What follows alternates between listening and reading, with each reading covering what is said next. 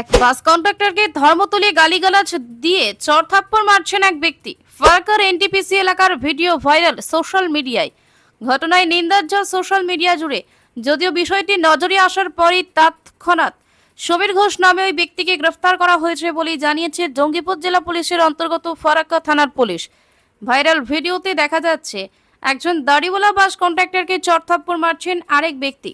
মুখের ভাষা খারাপ করে মশলা বলে ধর্মতলে গালি দেওয়া হচ্ছে। রবিবার সন্ধ্যায় মুহূর্তে ভাইরাল হয় ফারাক্কা এনটিপিসি মোড়ের সেই ভিডিও। তারপরই সোশ্যাল মিডিয়া জুড়ে তীব্র নিন্দার ঝড় বয়ে যায়। জঙ্গিপুর জেলা পুলিশের কর্মকর্তারা জানিয়েছেন বিষয়টি নিয়ে জরুরি পদক্ষেপ গ্রহণ করে চড়থাপ্পড় মারা ওই ব্যক্তিটিকে আটক করা হয়েছে। পুরো বিষয়টি তদন্ত করে অভিযুক্তের বিরুদ্ধে দৃষ্টান্তমূলক ব্যবস্থা করা হচ্ছে বলেই খবর। এদিকে এভাবে প্রকাশ্যে জাতীয় সড়কের উপর ধর্মতলে গালি দেওয়া ও মারধর করার তীব্র নিন্দা জানিয়েছেন সাধারণ মানুষ। অভিযুক্তের বিরুদ্ধে কঠোর শাস্তির দাবি জানিয়েছেন আম জনতা।